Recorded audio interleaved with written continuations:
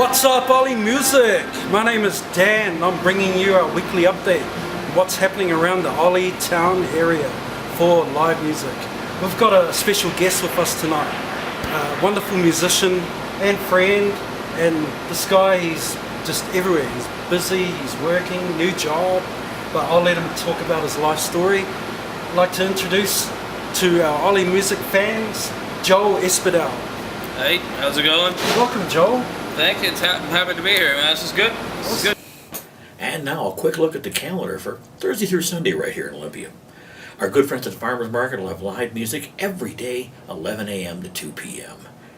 The Olympia Peace Vigil, of course, every Friday at 4:30 to 6 p.m. at Percival Landing. And the Oly Mountain Boys with the Warren G. Hardys will be at Rhythm and Ride 9 p.m. this Friday. Plenty more at chaosradio.org.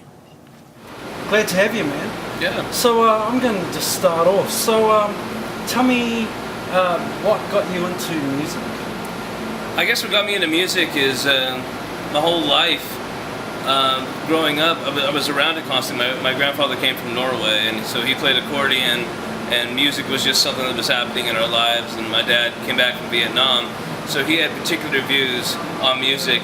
I don't think he'd approve of anything I was doing as far as music, but my mom did. She was kind of a closet rock and roller, and so we drive in the car and stuff. I'd listen to what was going on in the 70s, and a lot of the singer-songwriters of the 70s, like Paul Simon and Cat Stevens, had a lot of influence on me. And as a kid, Right on. my first experience was with listening to Judy Collins sing Both Sides Now, and pressing my head against the giant speaker in our living room, and just totally getting way into the harpsichord, and it was a big deal, you know. So Definitely. started early and it just kept going, you know. That sounds great, man. And so where did you grow up? I grew up, originally I was born in Puyallup, and I lived in Sumner, then I moved to Seattle, and then after a few years moved to Shelton, Washington, and then back to Seattle, and then Olympia is where I've settled down with my two kids. So you're a family man? That I am, yeah. I have a 19-year-old Congratulations. named Leif and a 15-year-old named Eric, who are also both musicians, and Leif writes songs, and Eric likes to play fiddle or bass, whatever he can get his hands on is what he's into. Let me shake your hand on that, Joel. Thanks. So this year, 2016, how's it going for you? Like, you've played, when I met you, you're playing like everywhere. You were going to the coast, back here in Olympia, you were up in Union. Like, talk about some of that. Yeah, it's been real busy. I got laid off from UPS at the end of December, so I went out and just started gigging all over the place. Every shot I had, playing a lot of open mics with Scott Lessman, yourself, you know. Yes. And I met you at the Underground one night. You and Shannon had played, and Yes. so I got into that. And it was actually at the Underground that I was talking with Lisa Remsauer about how sad it is that there's all these great musicians playing and no one's covering it, and it drove me crazy. So I went home, and Donna and I came up with the idea of Oly Notebook, a podcast where we would start interviewing musicians and featuring them and talking about their stories and try to get some exposure for them in the Olympia scene, which of course then carried me to other venues where I started playing all the time in different places and meeting other musicians like yourself. And so it just kind of snowballed into that, and then of course working with Will Russell out there with Stone Soup in Grace Harbor, and just trying to bring in everything going on in Grace Harbor, getting it involved with Olympia, getting involved with Union, and trying to get everyone together as one giant wheel, basically, on Northwest music, you know, trying to generate that like a pulse, you know. Excellent, buddy. Now, one of the reasons why I invited you to feature on our episode 1 was because of the Oly Notebook series. Yeah. That you are the creator, the man who's been going around. You've been going around different locations. That's correct? Yeah. Anywhere we have local talent. I prefer to interview people that write their own material, but certainly people that are doing cover music too are also outstanding. And so, yeah, I wanted to expose them, basically. I wanted to get them in a position that they could talk about their music and that I could get that out. And so we got it on iTunes and SoundCloud and Facebook, and just basically being able to promote people's work. I mean, you know how hard it is. I mean, you're out there too, and that's something I wanted to do, was talk to artists, because I think it gets stiff. Like, if you're not an artist and someone's asking you questions, you can't relate to them. You know, the interviewer doesn't know what to say or how to feel. But being on stage every night with the same people that I'm interviewing, I got a different take on that. You know, their feelings when they mess up, they hit the wrong chord, or their voice didn't carry like they thought it would. That's demoralizing. You've worked all day long at a 9 to 5. You stay up late for this open mic shot you get, and then your voice gives out on you, and you're crushed. I mean, it's a terrible feeling, and half the time you feel like you're not even being listened to. I mean, it can be really a large struggle for an artist, you know, that has something to say, you know. So just one more time for our viewers, they would see or listen to the podcast. Yeah. Yeah, on iTunes. Yeah, you can get it on iTunes, SoundCloud, and Facebook also. Oly Notebook Series. Yeah. So what are you up to? What episode are you up to? Episode 12. Ironically enough, it stars you. It stars Dan Walker and Me? Shannon DeLong. It does. And Morgan Rothrock is also on this one.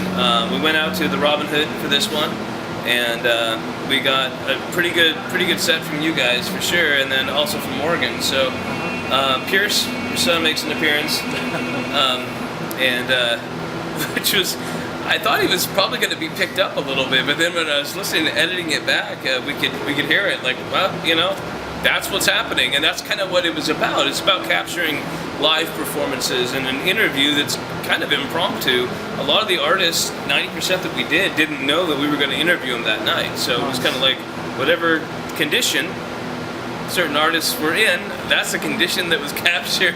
And then Donna Feddern is my partner in this whole thing, and she's a co-producer and really the lead editor of it. I mean, she's brilliant as far as trying to mixing sounds down and fading in and out, and getting rid of the terrible questions that come up. That have, you know, you're interviewing somebody and the person goes off on the in the wrong direction, and you got to have someone to fix that. So. Well, actually, this is my first time in this role, but I think it's going well. I think you're doing good, man. I think it's good. Thank you. So I can relate to this question, and the question that I want to ask is your inspiration. Like, we all have that artist or groups of people that we aspire to, I guess, emulate. Can you talk about your inspiration, your people that you are into, that drives you? Yeah, I mean, it's interesting where that goes. I mean, immediately I'd say my strongest influence was Bob Dylan. Instantly the lyrical content he had. At the time I was listening to a lot of heavy metal, that was what I was into, and I heard Bob Dylan for the first time and thought, oh my God, you know, this guy, he's saying something, he's not worried about his voice, he's speaking differently, he's on a whole nother level. And I started getting into him, and then of course Neil Young followed, Joni Mitchell, and Cat Stevens. And the ironic thing was that I ended up going back into artists that I remembered as a kid, and so I'm going in deeper album tracks. Oh, I remember that song. Oh, I remember this one. And that led to Neil Diamond, and then, you know, a slight obsession with David Bowie. You know, I mean, these things start happening to you. And it's interesting you mentioned inspirations. I mean, Def Leppard was an inspiration, which is crazy. You know, MTV was an inspiration. It was what was happening at the time. Obviously, being where I was, the age I was at, grunge was huge in the Northwest, and I was living in the middle of it. We would play downtown, the shows regularly. We'd have people like Alice in Chains or Soundgarden or Nirvana come down, and they were at the backstage in Oly, and we would just get in for free because we were friends with people that were at the stage, and so that's we just kind of hung out, played street music, and then partied. it was a pretty cool time to be in the Northwest, man. So. The biggest influence of late, though, and this is a weird one, it wasn't an artist at all, or a band, it was a person. Okay. It was going through my divorce. it was really difficult for me. I married my high school sweetheart, and it crushed me in a weird way. Like it was pride that I had to deal with, you know. And then along came this woman, Dawn Wagner, and I fell in love with her stronger than anything else I'd ever encountered before. And she crushed what was left of me. It was totally destroyed. And my songs went from having no feeling to being so emotional I couldn't even sing them or finish them. And that's like the song Dirty Dawn. I mean, that's who that's about. I mean, she comes up still in my songs, so she's a major inspiration in a really weird way. Dawn Wagner, man, she definitely, I owe her some credit for inspiring me. Props, brother. It's weird, it's a weird inspiration, you know. So, where are you playing next, Joel? I'll be playing Rhythm and Ride tonight. Tonight? I'll be doing some open mic stuff. Forward to that. Yeah, so hopefully it works out. Yeah, that sounds excellent. And how can people follow you? You can Facebook, Joel Espedal, SoundCloud, Joel Espedal on SoundCloud. That's ESPEDAL, and also Reverb Nation, and you know, wherever local shows are, I'm generally around there somewhere. So. That sounds excellent, man. So I understand you started a brand new job, brand new role. Yeah, just started a new job, driving for FedEx. So the hours are early and they can go kind of late. So it's a little wonky, the hours are. So I'm trying to balance work now with my music, and trying to get some money together too to help fund some of the projects we're trying to fund, you know. And that's the reality of a working musician. Like, people have this persona that it's just a rock and roll lifestyle, but yeah, a working musician, you're working. Yeah, very true.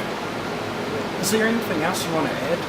I really appreciate what Jimbo's doing, what you're doing. You guys, your heart for the community, you're caring for the artists and believing in the artists and believing in yourselves, and what you're doing, what you're putting out there is it's beautiful. It's inspiring, it's encouraging, and it's everything that music was supposed to be.